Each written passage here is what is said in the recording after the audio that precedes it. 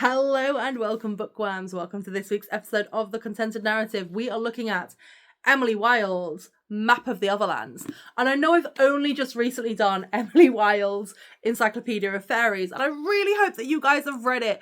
So what I'm going to say is, spoiler alert, if you have not read Encyclopedia of Fairies, do not watch this video, because this video is set the second book after the events of the first one.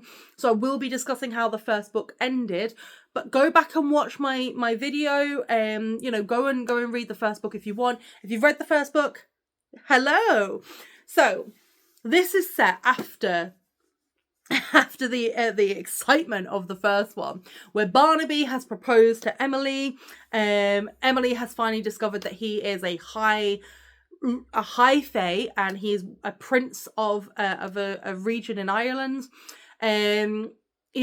She's somehow, as well, at the end of the first one, she was engaged to and almost married the fae king that she releases, due to the fact that she thought he's not all that bad. And I'm like, I would learn nothing from faes. But anyway, so then they've come back from their adventure. She's released Encyclopedia of Fairies. She's gotten great accord. She's become a tenured professor, which, you know, for a woman of her standing is fantastic. A tenured professor. She's now got a niece working with her, and Barnaby is still wanting her to accept the proposal. Okay, and Emily is kind of like a little bit in love with Bumblebee, but is like, not going to do it because he is a fae king, fae prince. But then something happens, and he's lived in exile for years, but suddenly his stepmom, because in fae realms you take control by killing everybody, as you do. So his stepmom has been alerted and is now trying to kill him off. So essentially this has pushed them to try and find a gate to his realm.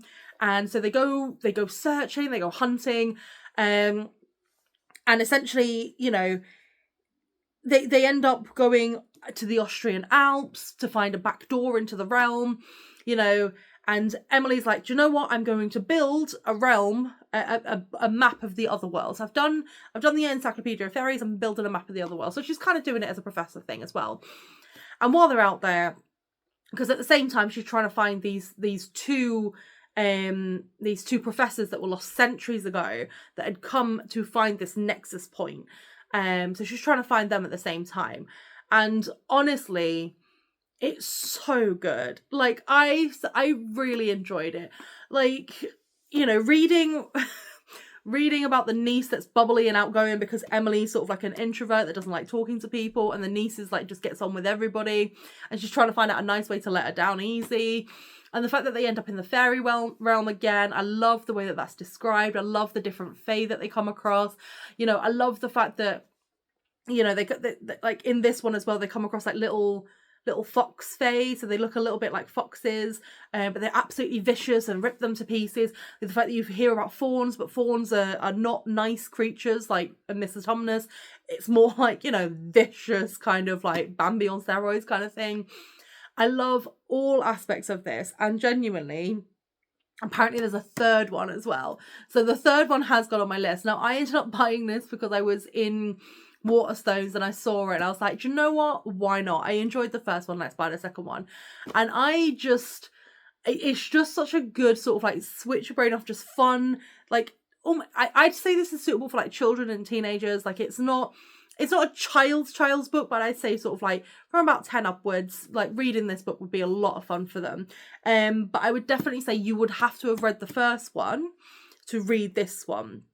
So if you have ignored the spoiler and you've gotten to the end of this video and gone, oh, I'll give it a go, please read the first one.